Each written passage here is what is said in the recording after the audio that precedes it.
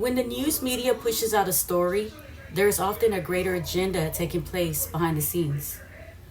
I believe that Diddy is a big distraction in these last days. Something big is taking place behind the scenes. The UN posted all this information on their website about a pact that is supposed to take place soon. Could this be the peace pact that the Bible warns us about that's coming?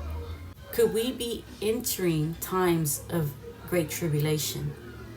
Watch this video and let me know what you think. Thank you for being here today for our press conference on what I describe as the most important issue that's getting the least amount of attention relative to its importance in our country. And like many other issues, we're going to be deciding on November 5 what kind of a country we're going to be, and it applies to this issue as well. President Trump had withdrawn the U.S. from the WHO, and of course the Biden administration, like every other disastrous decision they made, reversed those policies when the Biden-Harris administration got in charge. Well, later this week, the UN is going to hold a, quote, summit for the future.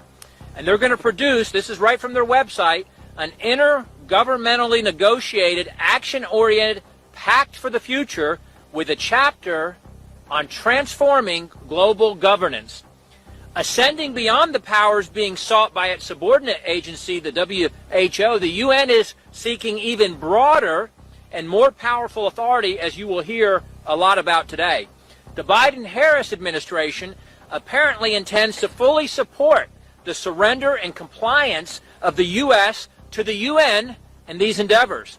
They are aligned with the international globalists that hate America, that hate the Constitution, that hate our founders, that hate our founding Judeo-Christian principles, and they want America to become like the rest of the world. They don't want us to be subordinate to or governed by our Constitution. No, they want America to be subordinate to and governed by the UN, the World Health Assembly, and the WHO. And in fact, they intend to join with others at the UN summit this week to vote to award additional powers to the UN Secretary General. They seek to facilitate the evolution of the UN from an international cooperative body to an international governing body. These powers would be triggered by any one of a number of so-called global emergencies, whether it was a so-called climate emergency, a health emergency, a cyber emergency, or a gun violence emergency, whatever that's supposed to be, a financial emergency, or whatever they deem appropriate. And the Biden-Harris administration is in full agreement with the UN and the WHO on efforts to place us under their authority and to require such things as their international health regulations, including the surveillance of U.S. citizens, the censoring of dissenting views, and much more. The American people didn't vote for this, and they don't support this, and it's up to the people's representatives, that's us gathered here today, to have a responsibility to expose this and to reject this. The U.S. should defund the WHO again. We should withdraw from the WHO. Any agreements with the WHO or the UN should require Senate approval or disapproval. And a bipartisan House majority voted to require Senate approval just last week with Tom Tiffany's bill on the House floor.